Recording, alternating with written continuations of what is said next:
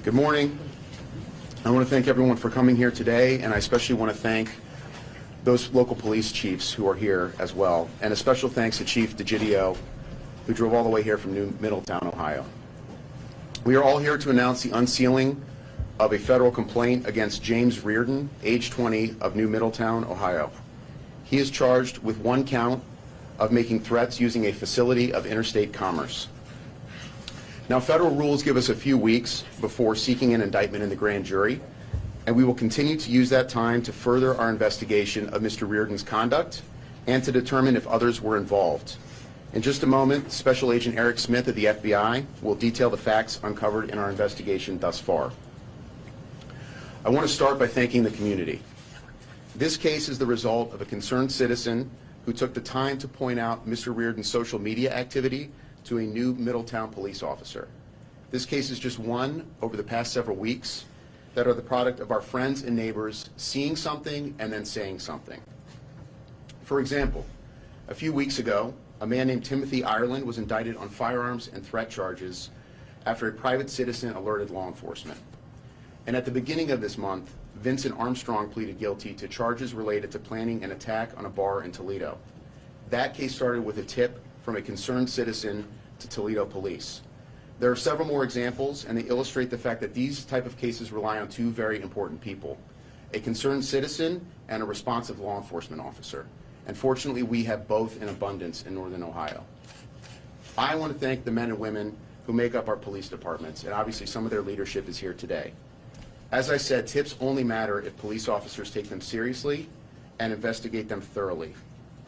The presence of our local law enforcement here today highlights the message that police officers are trained to be responsive to information from the public, and the officers assigned to these departments, and many others, will do just that when confronted with credible and specific threats. And I also want to thank the FBI and ATF agents who join with the police in each of these cases and bring outstanding expertise to these investigations. Now let me speak generally to those who are advocates for white supremacy or white nationalism. I am talking directly to you. The Constitution protects your right to speak, your right to think, and your right to believe. If you want to waste the blessings of liberty by going down a path of hatred and failed ideologies, that is your choice. Democracy allows you to test those ideas in a public forum. If you want to submit your beliefs to the American people and get their reaction, please be our guest. Keep this in mind, though. Thousands and thousands of young Americans already voted with their lives to ensure that this same message of intolerance, death, and destruction would not prevail. You can count their ballots by visiting any American cemetery in North Africa, Italy, France, or Belgium, and tallying the white headstones. You can also recite the many names of civil rights advocates who bled and died in opposing supporters of those same ideologies of hatred. Their voices may be distant, but they can still be heard. So go ahead and make your case for Nazism, a white nation, and racial superiority. The Constitution may give you a voice, but it doesn't guarantee you a receptive audience. Your right to free speech does not automatically mean that people will agree with you. In fact, you have a God-given and inalienable right to be on the losing end of this argument. What you don't have, though, is the right to take out your frustration at failure in the political arena by resorting to violence. You don't have any right to threaten the lives and well-being of our neighbors. They have an absolute and God-given and inalienable right to live peacefully, to worship as they please, to be free from fear that they may become a target simply because of the color of their skin, the country of their birth, or the form of their prayer. Threatening to kill Jewish people, gunning down innocent Latinos on a weekend shopping trip, planning and plotting to perpetrate murders in the name of a nonsense racial theory, sitting to pray with God-fearing people who you execute moments later, those actions don't make you soldiers, they make you cowards. And law enforcement does not go to war with cowards who break the law. We arrest them and send them to prison. As I said, this case was made by a concerned member of the public and a responsive police officer. That's all it takes to stop you. The men and women of our community are allied with law enforcement. And every single member of law enforcement took an oath to protect and defend the Constitution of the United States against all enemies, foreign and domestic. And many of us have taken that oath several times, as police officers, as federal agents, as prosecutors, as military members, as elected officials. Together, we represent the best of what America has to offer. Our skin is every color you can imagine. Our families come from 100 different countries and 100 different faiths. What makes us different doesn't split us apart, though. Those differences are insignificant compared to what is the same about us. We are united in our commitment to each other, our families, and our communities. We are the living embodiment of everything you say is impossible. Together, we are united to ensure that you commit no further acts of violence in the name of your beliefs. When you wake up tomorrow morning, no matter what time that is, I want you to remember something. You can't set your alarm clock early enough to beat us out of bed. The men and women of law enforcement don't wake up. We never go to sleep. We are always awake. And arm in arm with the public, when your hatred leads you to break the law, we will do everything we can to be there to stop you. I'll now turn it over to Special Agent Eric Smith of the FBI to detail some facts relating to this investigation. Thank you. Thank you, Justin. Good morning, ladies and gentlemen. My name is Eric Smith. I am the Special Agent in charge of the Cleveland Division of the FBI. Many of you are already familiar with the facts surrounding the case, so let me just review the information as it is articulated in the federal complaint. On August 16, 2019, a new Middletown police officer was made aware of a video posted on July 11th by a user named Ira Seamus. Later that day, the Youngstown resident agency of the FBI received a phone call from Police Chief Vince DiGidio relaying the information received. Details provided by the chief and a review of the video depicted James P. Reardon holding an assault rifle and Reardon stating at the beginning of the video, F expletive a life.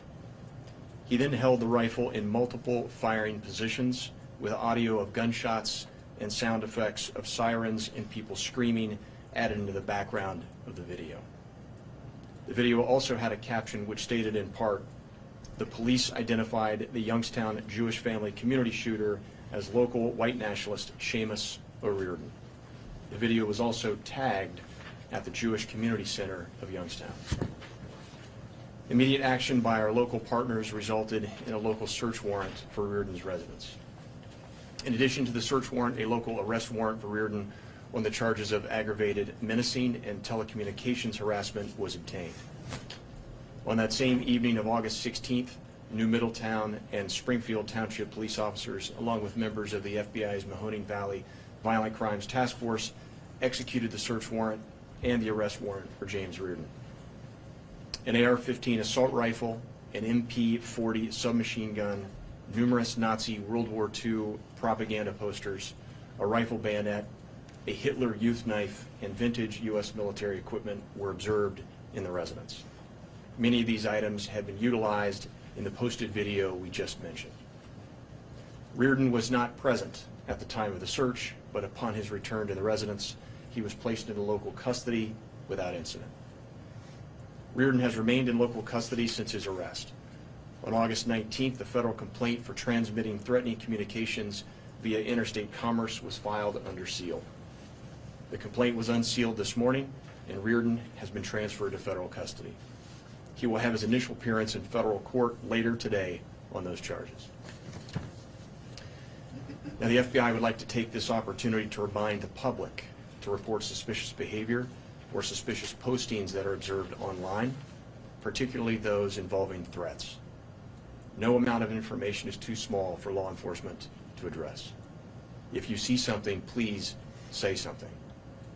As ever, collaboration between local, state, and federal law enforcement will immediately address the threats we identify and those the public brings to our attention. All too often, subsequent investigation into mass shootings reveal individuals that knew the shooter were aware of his or her revealing, threatening statements, or that the postings the perpetrator had previously made were, on their own, concerning.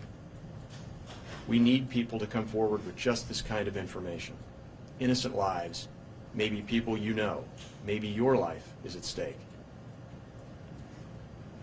We must be made aware of these threats, and law enforcement will act quickly. Thank you, and I'll be followed by Chief DiGidio.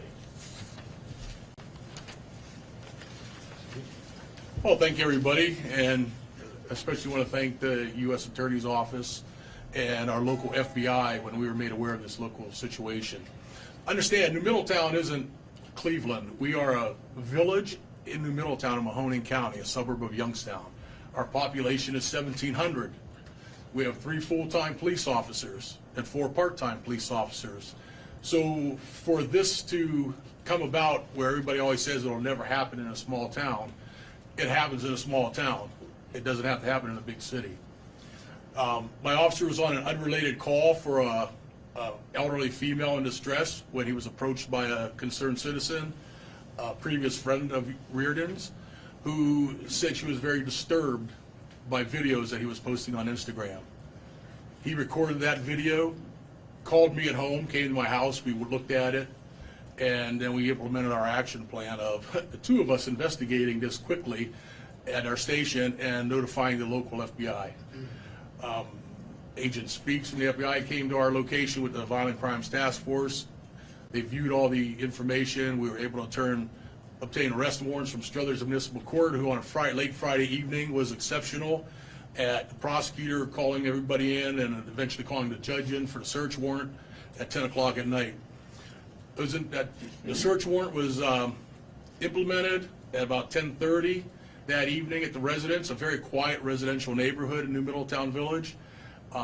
Reardon wasn't home, but his mom was home, and contact was made with her. The search warrant was executed, and the officers and the FBI located the weapons that were described and the propaganda that was described.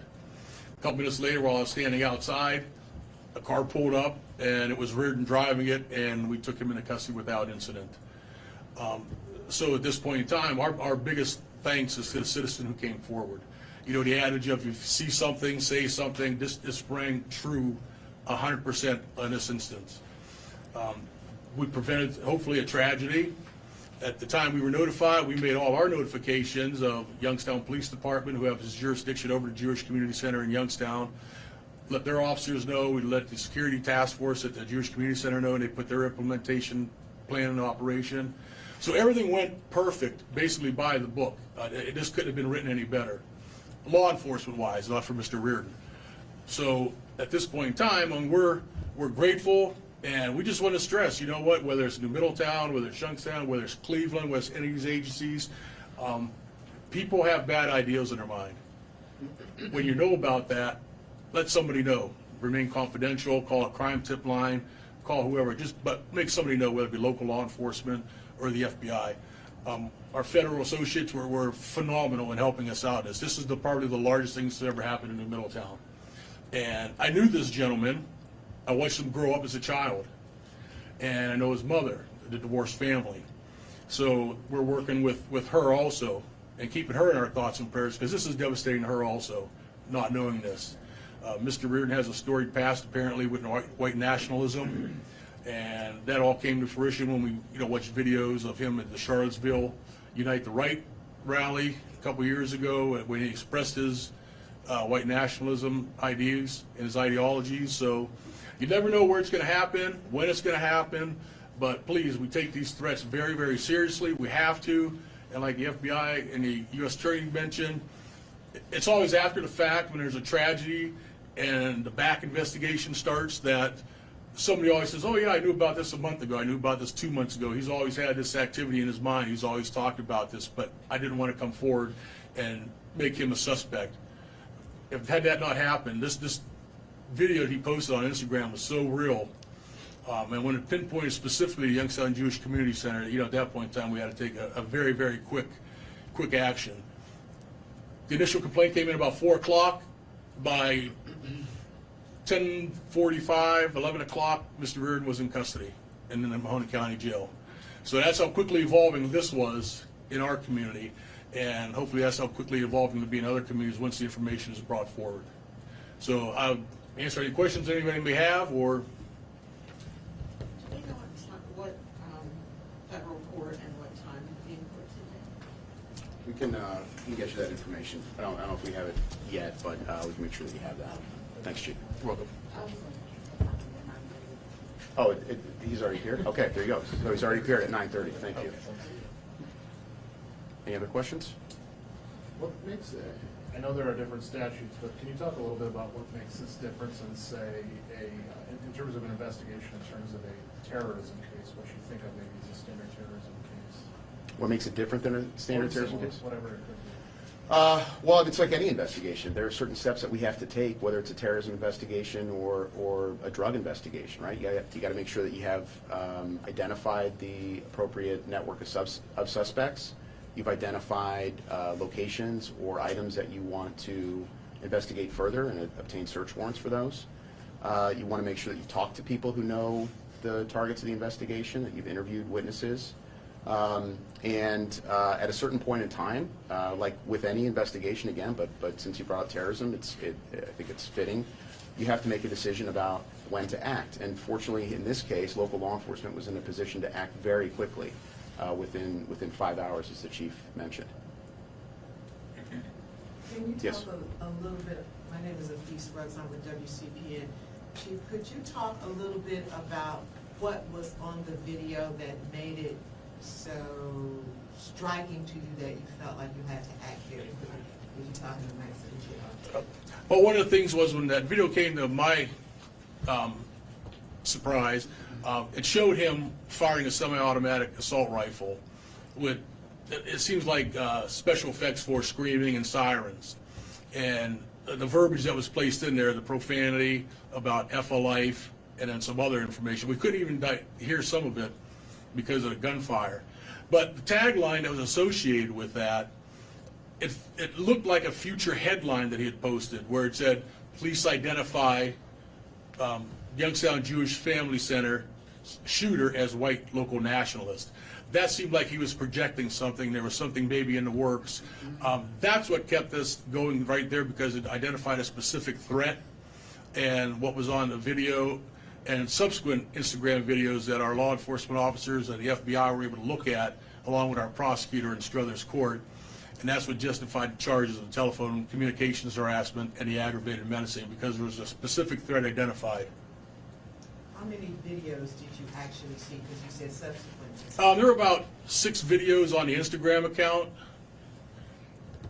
And currently the FBI is in the process of checking his cell phone, things along that nature, for additional information. That was all turned over to the FBI.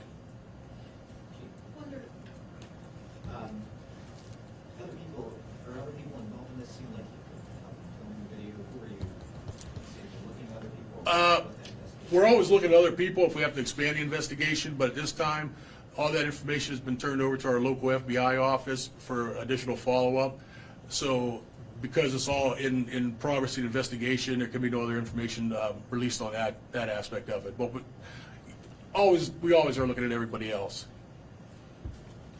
was there any sign of him having any of these beliefs when he was a little younger or when he was in high school that anybody ever mentioned? After talking to some other people that came forward after the fact, they said that during high school he scared them, things along that nature. He had some ideologies that weren't within society norms, but instead of going to somebody and talking to somebody, a guidance counselor or an adult, respected adult in the school system, this was all held to themselves.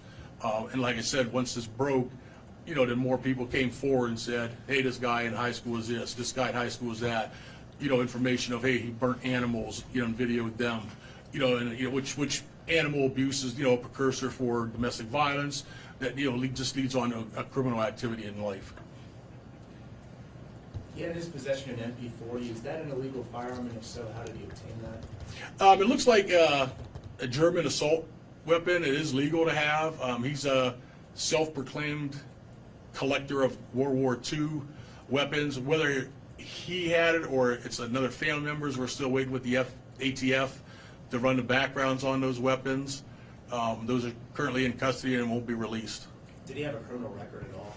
No criminal record. As a juvenile, we just had him for some criminal mischief, very minor criminal mischief, vandalisms with amongst friends and stuff like that. But otherwise, he was always below the radar. And at the night of his arrest, he was very nonchalant, very complacent, and just said, "Hey, Chief, sorry." Did that vandalism have anything to do with the ideology you said he espoused? No, it was basically breaking up with a buddy over a girl, things along that nature, overturning potted plants in their yards, some minor vandalism like that.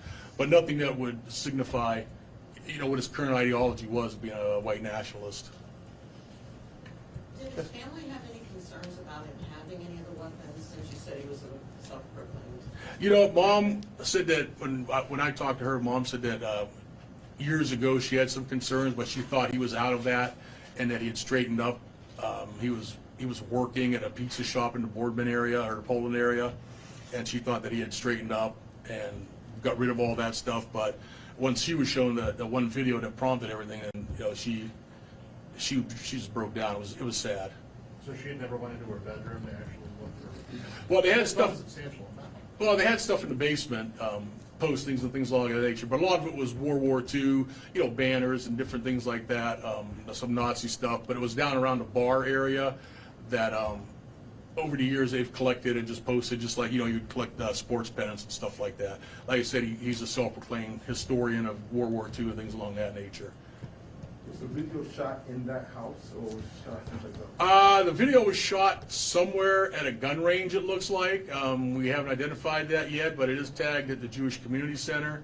So the assumption is that it actually occurred somewhere at or near the Jewish Community Center in the city of Youngstown. Have you spoken to the community center? What have they told you? How are they doing? They're doing well. They had a press conference about 2 weeks ago. They were very ecstatic about how the system actually worked. The very quick notification from our department to the Youngstown Police Department and to the Jewish Community Center's security force. They brought in additional uniformed officers for all there's like 6 or 7 facilities in Mahoning and Trumbull County. They have additional officers stationed there for the next couple of weeks, just to ease everybody's concerns. They were very thankful. They were very thankful to our local law enforcement, to the FBI, for the quick and rapid response, hopefully preventing a tragedy. The phone calls we got was this, in relation to the Tree of Life Pittsburgh synagogue shootings a year or so ago, and and at that point we didn't think about it. We were just thinking about we need to get this guy off the road. We need to get him in custody and recover whatever weapons we can. Are you thankful for the fact that everybody works together so well, especially like with state, local, and federal law enforcement? Absolutely. Being a small town, we're not that much acclimated to what the FBI does a lot of times, stuff like that. We do brief, regularly with them, our local FBI in Youngstown, at trainings and things along that nature. And, small towns, everybody's got an ego, this police department bumps up with this police department, but it was such a seamless effort notifying the Cleveland FBI, putting us in touch with the on-call special agents in the city, and then having them call us and then come out, with the resources available that we don't have, and we rely on the task force of the FBI and Violent Crimes Task Force to help us out in these situations. It was phenomenal. The whole thing went seamless. No officers were injured. No persons were injured. Mr. Beard wasn't injured. So it was like the perfect scenario for a situation like this that was developed, investigated, and charged, and incarcerated. Chief, this may be a question for you or probably anybody standing up there who all turned their heads and looked at me at the same. This ended up coming at another time where there was another young man in Youngstown who was arrested over, I guess, similar instances. Is there something about, in the wake of a mass shooting, in the wake of something that really gets a lot of national attention that ends up either giving tips or leading law enforcement to really look somewhere else for these kind of cases? Because they all seem to come pretty close. That incident in Boardman where that young man threatened the lives of federal officers, I think that's in everybody's mind, but this was a totally unrelated. When the young person approached the officer, they were just like, this guy keeps having contact with me. I don't want him to have contact with me. Here's the kind of stuff that he's posting. It's very scary. I'm concerned about this. The police need to know this, and you guys go from there. Did she think it was going to rapidly evolve like that? Did I think it was going to rapidly evolve like that? Absolutely not. But you know what? I was just like so glad that she came forward and provided the information to my officer. And then he contacted me, and then we spent all of Friday evening, investigating this along with our counterparts with the FBI. Just for my clarification, the person who came forward, she was a friend of the suspect, or? Yeah, she was a previous friend that he kept bothering. Okay, so she was in his age group, basically. Yes. Yes. And, and that comes back to the adage, hey, if you see something, say something. If you become aware of something, please tell somebody. Let's avert any type of tragedies, things along that nature. We just have to be there. Have confidence in your local police departments. That's what we're here to serve you for. Put the onus on us to investigate and go from there. We would rather you call us and we investigate it and it proves fruitless, but it's going to be investigated thoroughly, then you don't call us and it's not investigated, and then hence we have a mass shooting situation. One person killed during hate crimes or during anything like that is one too many. So we just need everybody, public, please cooperate with law enforcement, cooperate with the FBI, and then we'll have safer communities all around. Where did James Reardon go to school? Springfield Local High School. I got to cover this. What was the process of review regarding the charges once the case had gone already to Governor's Court or? On our charges, I'm talking about what we did, we met with the FBI that night. We sent all the images to the FBI, and then they said they would investigate it further, and they would contact the U.S. Attorney's Office, so hence this gentleman can address that issue. Yeah, it's very similar to what we've seen in a number of these other threat situations, which is it almost always starts with a local arrest, some sort of local charge, and then we have to analyze the facts and look at our federal statutes to determine whether or not we've got a violation of federal law. That's basically the process, and it can happen very rapidly. It could take a little bit of time, but in this case, it moved on the quicker side. We were able to move pretty quickly. Did you address sentencing? I'm sorry, I was late, so perhaps that was already addressed. No, we have not addressed that yet. So he's currently just charged with a complaint, which is establishing probable cause that he's committed making a threat to interstate, using a facility of interstate commerce. And the sentence obviously would be up to a judge to determine, but there's always the possibility of additional charges once we seek an indictment. So this is not the final version of what the charge sheet for Mr. Reardon may look like. Is he being held in federal? He was in local custody. He was taken out of local custody this morning and presented to a federal magistrate. Based on his current charges, what kind of punishment could he be facing? I know this is an unsatisfactory answer for you, but it's dependent on a lot of different things, and it would be inappropriate for me to weigh in on that at this point in time because there's so much that would have to go into what a potential sentence would be, and that's ultimately up to a federal judge to determine that. And he was in court at 9:30 this morning? That's what I'm told, yes. That's incorrect. Oh, okay. Federal code, I just got Okay. information, I'm sorry. That's what I thought. He'll be, I think it's going to be this afternoon, but I don't know if, Here in Cleveland, or do we know? I believe it's going to be in Youngstown, but Dave, do you have an answer for that? I don't think it'll be today. The last Okay. time I had contact with the court, it would be sometime within the next week to 10 days. Okay. And that should be docketed later today, I think. That's our Assistant U.S. Attorney, Dave Tepfer, is handling the case. Was there a reason it was sealed for a week and a half? There's a reason. I'm not going to get into why that was, though. There's a lot of reasons for it, actually, but we felt this was an appropriate time to unseal it and to make our federal interest in the case known. Are you looking into anyone else from that area who might have also attended the Charlottesville rally? I'm not going to comment on ongoing investigations or whatever else we might be doing. Suffice to say that this kind of case definitely focuses our attention in a particular area or particular people, and we're always trying to figure out if there's a broader network that's in play. And our investigation is still ongoing, as I said at the outset. Did the post get a lot of reaction, like likes or comments or something like that? Can I have your thoughts on that? I don't actually know the answer to that. Do you know, Chief? Initially, there were like 70 likes on that, but then after the information got released and before the site was taken down, it was up to about 4,000. So people were looking at it, and things along that nature, which is, sad. People just, natural curiosity probably wanted to see it, especially when it's coming from a small community, and a lot of them probably are friends of his or former acquaintances. So the site's been taken down at this point in time, and we do have that secured. Was this his personal account or was it a fake account? No, it's his personal account. I think we maybe have time for one more question if there's anything else. No? Okay, we wore you guys out. All right, well, thank you very much, appreciate it, and take care.